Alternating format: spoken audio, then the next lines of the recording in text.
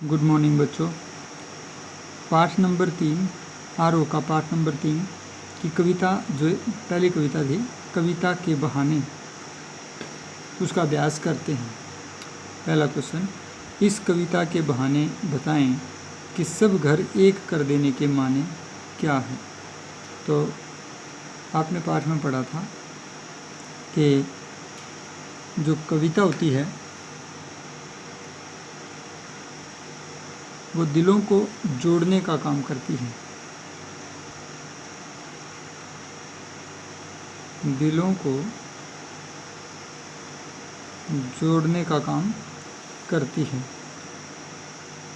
और कविता सब घरों को एक कर देती है, बाहर भीतर सब घर में फैल जाती है। ठीक वैसे ही जो बच्चे होते हैं वो भी लोगों को नज़दीक लाता है। बच्चा जो है वो लोगों को नज़दीक लाता है और वह भी सब घर एक कर देता है, क्योंकि बच्चे के अंदर भी कोई द्वेष नहीं होता, लाग लपेट किसी प्रकार का कोई वैर विरोध नहीं होता है और वह भी दूर हुए लोगों को नज़दीक ले आता है। तो इसलिए कविता में कहा गया है कि जो कविता है वो बच्चे के बहाने दिलों को जोड़ने का एक माध्यम है और कविता के एक हो जाने के माने बच्चा ही जानता है। ठीक है।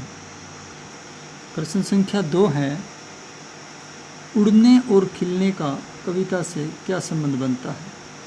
तो आप कह सकते हो कि कविता एक मानव मन की उड़ान है। कविता जो है वो एक चिड़िया का माध्यम बन करके कवि की काल्पनिक उड़ान होती है।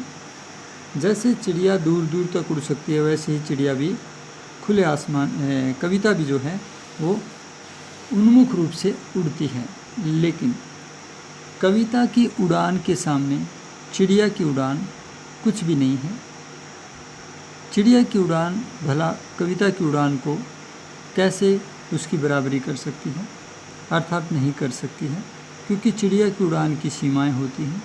वो बाहर आसमान में उड़ती है और कविता लोगों के हृदयों के भीतर भी उड़ती है और बाहर भी उड़ती है। इसलिए कविता की उड़ान चिड़िया को केवल माध्यम बनाती है। चिड़िया कविता की उड़ान के साथ तुलना नहीं कर सकती। दूसरी तरफ फूल को माध्यम बनाकर कविता खिलने के माने समझाती है, लेकिन फूल कभी भी कविता की जो सुगंध है उसकी बराबरी नहीं कर सकता। कवि के खिलने और सुगंध बिखेरने की एक सीमा होती है, जबकि कविता की कोई सीमा नहीं है।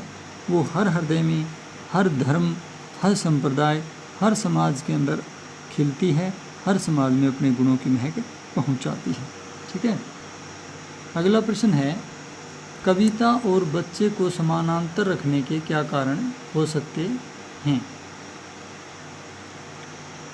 हमने पढ़ा था कि कविता जो है वो एक बच्चे को माध्यम बनाकर एक घर से दूसरे घर तक खेलने और सबके दिलों को जोड़ने का काम करती है।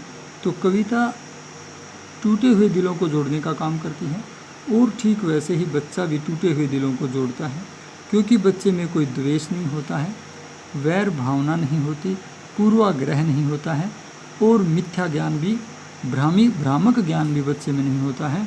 इसलिए जो बच्चा है वो निर्लिप्त होकर के सबसे मिलता है और उसके अंदर एक आकर्षण शक्ति होती है जो मिलने वाले को क्या करती है, मिलने वाले को जोड़ देती है, मिलने वाले को प्रभावित करती है। जैसे कविता एक स्थान से दूसरे स्थान, बाहर से भीतर तक अपनी पहुंच रखती है, प्रेम और सौहार्द को पहुंचाती है, ठीक वैसे ही बालक भी यह घर वह घर, सब घर को एक कर देने के माने बच्चा ही जानता है और बच्चा सब टूटे हुए दिलों को जोड़ने का काम करता है। इस संदर्भ में कवि ने बच्चे और कविता को समान ही माना है।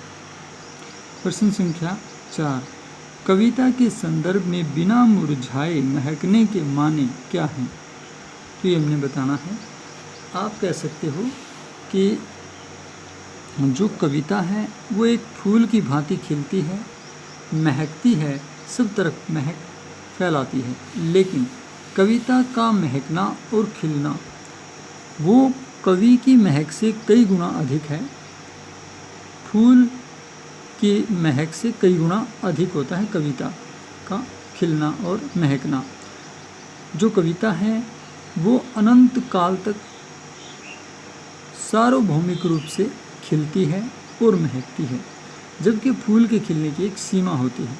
तो कविता के संदर्भ में बिना मुरझाए महकने का अभिप्राय ये है कि जब कोई श्रेष्ठ कृति लिखी जाती है, कोई रचना की जाती है, तो वह हर घर में पसंद की जाती है, हर धर्म संप्रदाय में वो सार्वभौमिक और सार्वकालिक हो जाती है और अनंत काल तक अपने गुणों की महक को फैलाती रहती है और अपना प्रभाव छोड़ती रहती है।